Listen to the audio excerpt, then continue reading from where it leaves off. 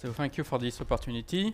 I'm a scientist, so today I will tell you about science and specifically about chemistry. So it is an interesting use case for quantum computing, and we'll see what we can do, where we are, and what potentially quantum computing can bring to the discipline. So I'm working at Sorbonne University, but also at Qubit Pharmaceuticals. And Qubit is a company that is actually not selling software.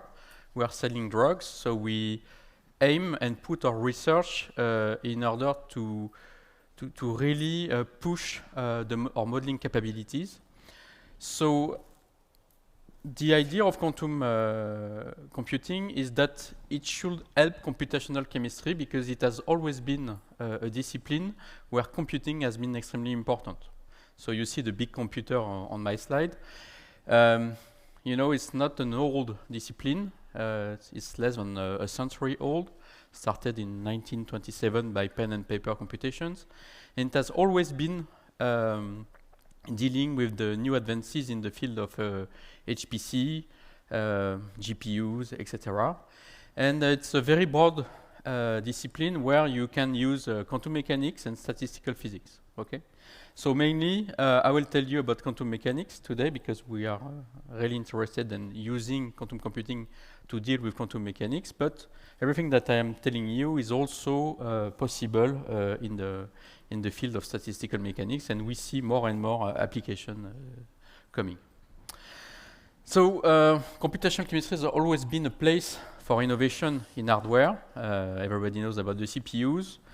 The GPUs have been growing step by step, but you already find a very interesting paper 20 years ago, really at the beginning of the initial cards.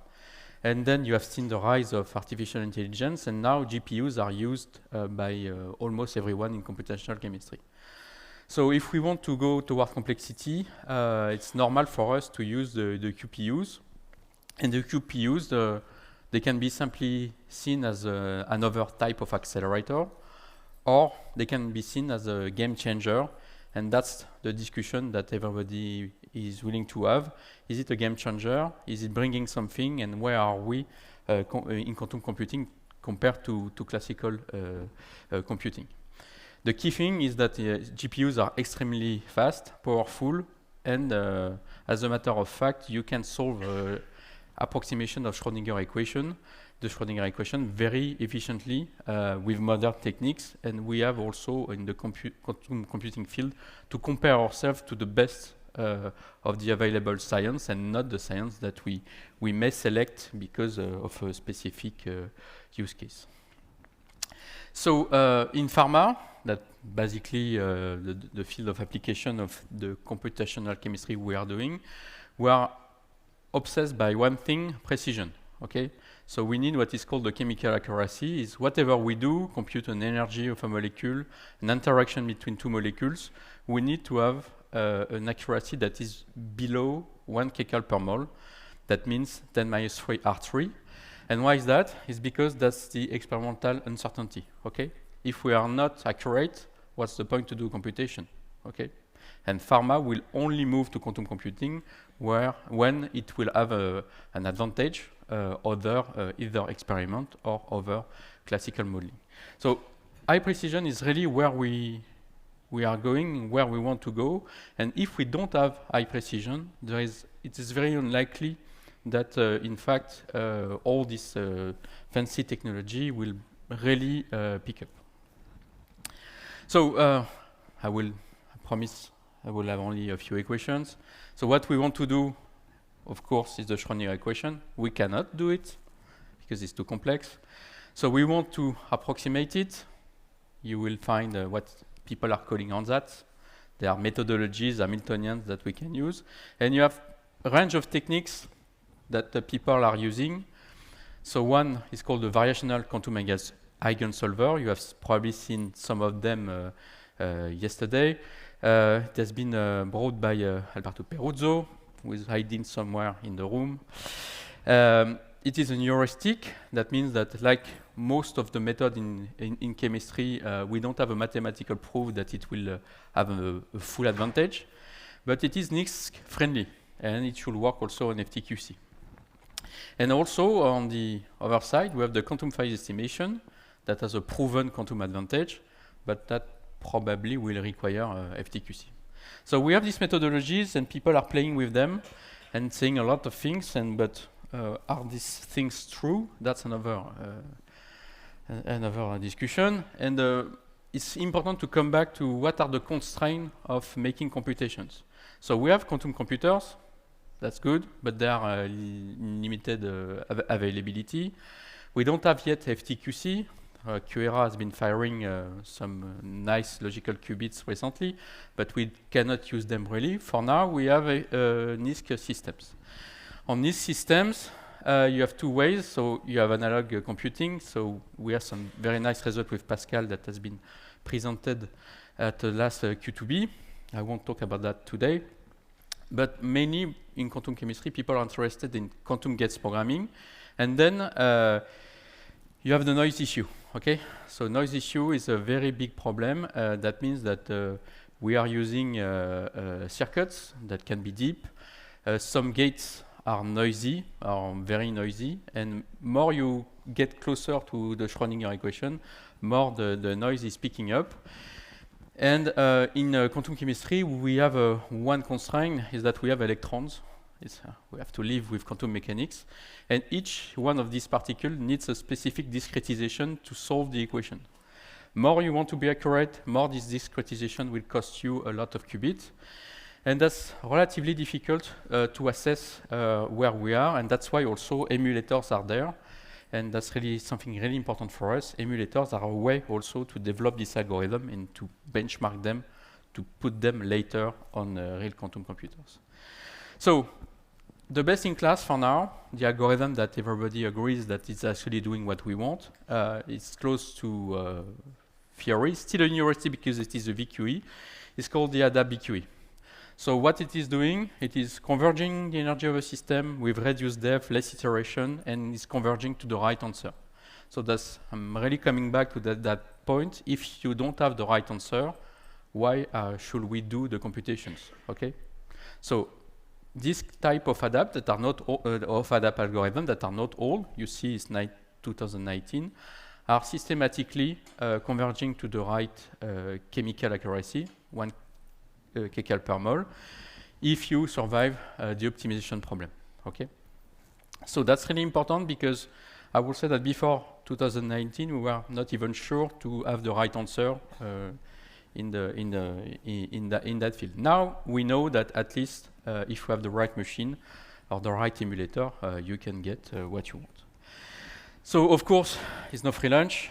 There is an optimization process, and you have the Baron plateaus, and it can be very, very damaging for a quantum computer because you can be stuck for years, literally for years, simulating operator by operators and having a flat optimization.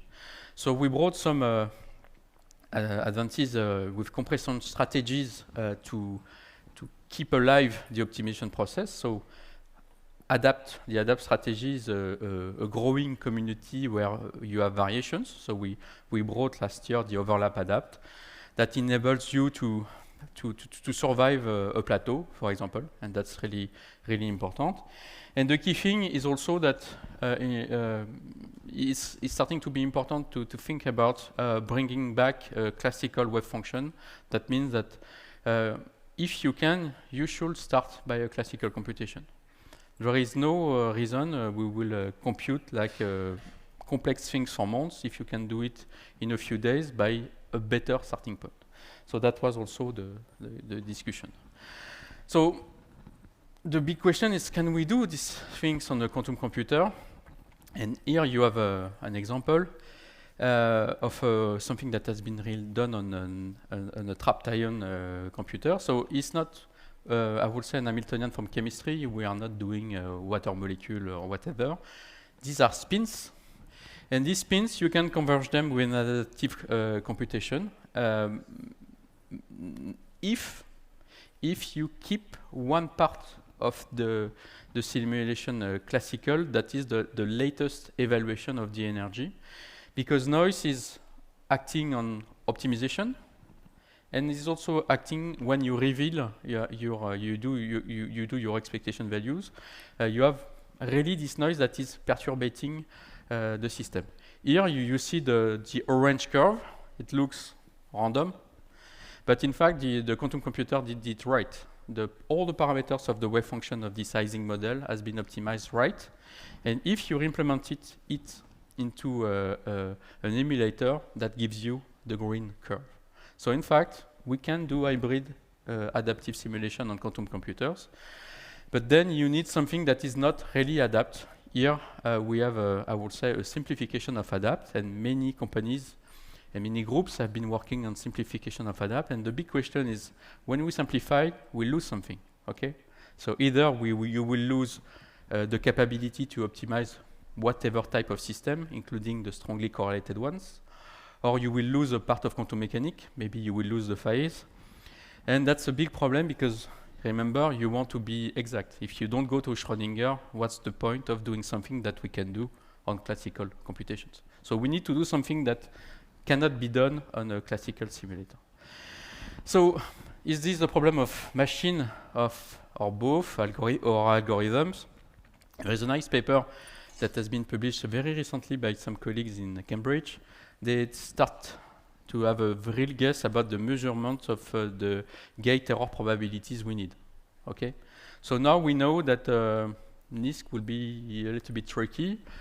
That doesn't mean that that's the final answer. A lot of people are working on, I just told you about approximations. Some approximation will be good on some system, not on others. But we start to see that at least on FTQC it will work. Okay. On present machine, maybe on the next generation it could get better. So error mitigation is getting really, really, really important. Okay. So, but how do we work on algorithm if the machines are a little bit too noisy for now, even if we have good hopes that they would get better? So that's really the key importance of the high performance simulation. Okay, so high performance simulation is really something that is getting more and more qubits, but a lot more than people can expect. So with GPUs, you can really build an algorithm and have several dozens of qubits. You have different types of GPUs now. They can be put together. You can do nodes, multi-nodes, and you can even simulate noise. So that's exactly what we should do, and that's what we are doing, to try to anticipate what will happen on a real machine, to see if one class, because you have several classes of algorithm, is good enough to converge to the solution. So our emulator is called Hyperion 1, and it emulates exact qubits, so we can put noise, but we are more interested by designing for now logical qubits, and then we put noise after. What are the limits of that? The very nice thing is on one simple node, you know, a node is not very expensive, it's less than 50,000 euros now. You can simulate 28 qubits. So 28 logical qubits without error, exactly like the one that QERA will give you at one point or some others. If you take a full machine or a larger machine like a computer center, you can get up to 40. And we already know that on the exascale machine, we won't go further. 50 will be more or less the limit because of memory. Memory is doubling every qubit, so that's the bottleneck of the emulators. But there are strategies, tensors, tensor networks, you can expand. And we have been developing an extrapolation scheme where we can go beyond tensors. And I will show a few results. Why are we using that? To prepare, in fact, the FTQC benchmarks, because we need to know what is happening with range of qubits that are larger, because we don't learn anything with 10 qubits. So, and the position of, and that's really a take-home message, you know, everybody is asking how many qubits do we need to do something, but we know. It's known. You just look at the discretization in quantum chemistry. The Schrödinger, you see the curve, minus 76.4, the electronic Schrödinger in that limit. And more you discretize, more you need qubit. So you have this small table. You see this wording CCPV5Z 400. So you need at least 400 qubits to approach the Schrödinger limit. So 400 logical qubits. So our code is roughly a little bit more than half. So we are now tackling between 200 and 300. And you see that the convergence is slow. But that means that in fact, there is two consequences of that. Is that I think it will be rapid for quantum chemistry to pick up with quantum computing, because that starts to be really difficult in classical.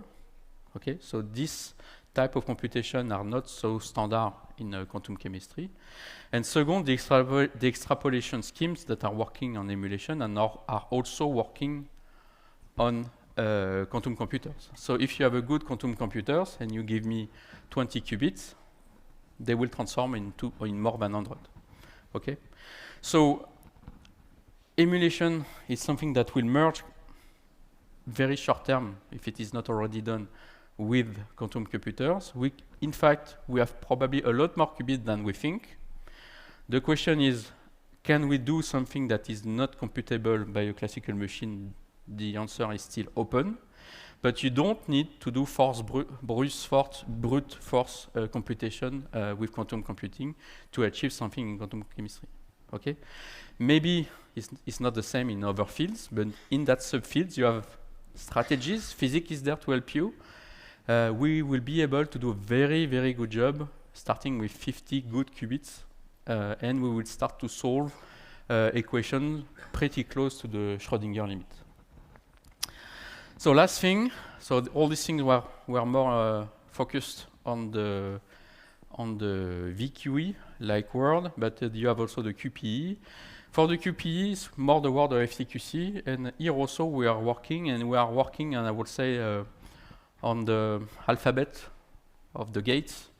And what we have seen, and we are working heavily on it, is that basically we can have better speed up on FTQC than people think.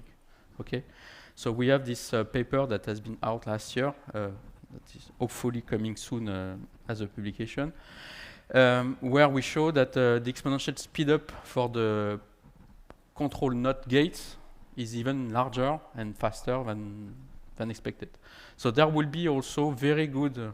So we are really focused on these operations because they are the ones that are important for us. Okay, but chemistry will really benefit to both the algorithmic evolution, because the algorithms are evolving fast, and the appearance of better qubits and hopefully logical qubits in a few years. Well, as soon as possible, we are ready to use them.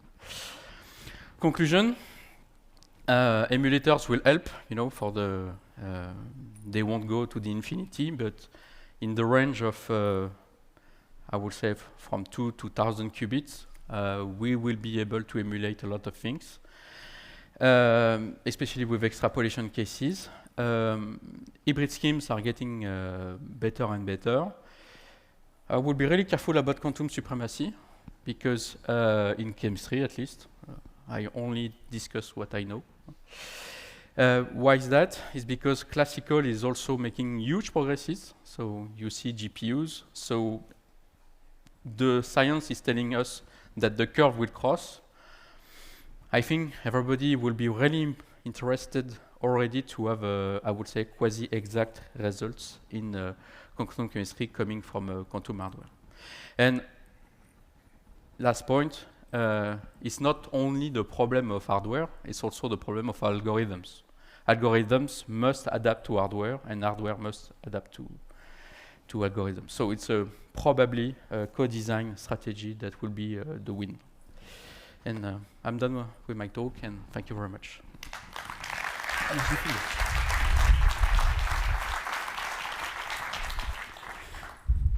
Thank you, Jean-Philippe. Perhaps time for just one question. At least near term, you talk about the NISQ simulation or computers. Can you talk about how you simulate or characterize noise in these systems, especially from different machines, possibly? So what is happening with noise? It has various manifestation. Usually, it's messing up your optimization. So unfortunately, many body physics at large is always requiring an optimization. And optimization is always sensitive to noise. And so whatever the physics you want to do, you need to optimize a quantity. And this quantity doesn't like noise. And you know, you have hardware noise, you have shot noise because it's a stochastic, you have to repeat things. And so that's where, in fact, the algorithms of error mitigation are extremely important. And so for our field, I would say that the physics is there. We need a little bit more mathematics. So it will be a little bit of mathematics and maybe a little bit of hardware physics. Yeah. Okay.